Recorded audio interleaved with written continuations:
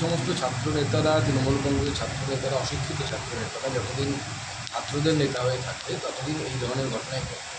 বিশ্ববিদ্যালয় সরকারের অধীনে কাজ করা কোনো সংস্থা নয়। বিশ্ববিদ্যালয় হচ্ছে একটি অটোনোমাস সংস্থা। তার সিন্ডিকেট আছে, তার বোর্ড থাকে, তার ইসি থাকে, এক একটা বিশ্ববিদ্যালয় এক এক রকম থাকে। কলকাতা বিশ্ববিদ্যালয়ের সিন্ডিকেট সিদ্ধান্ত নিয়েছে যে ওই দিনই পরীক্ষা হবে। ওটা পরীক্ষা হবে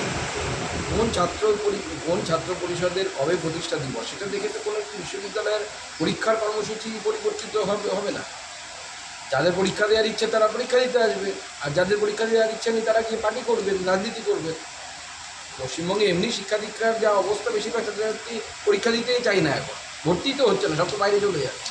বিভিন্ন কলেজের প্রিন্সিপালরা তারা জানাচ্ছেন ভিসিকে চিঠি দিয়ে যে যারা স্টাফ রয়েছেন তারা কেউ পরীক্ষায় আসতে রাজি হচ্ছেন না, পারফর্ম করবেন না তারা।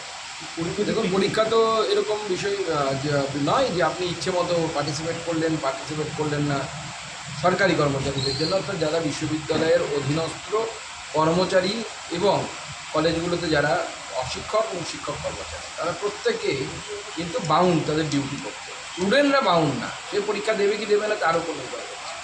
তো স্টুডেন্টদের হাতে ছাড়ুন না, ওই দিন পরীক্ষা হয় কি হয় না। আপনাদের যদি এতই ছাত্র সংগঠনের উপর যদি জোর থাকে, এতই ছাত্র সংগঠনের উপর যদি বিশ্বাস থাকে আপনাদের নিজেদের ছাত্র সংগঠনের উপরে, তাহলে আপনার ছাত্রছাত্রীরা আসবে না পরীক্ষা দিতে।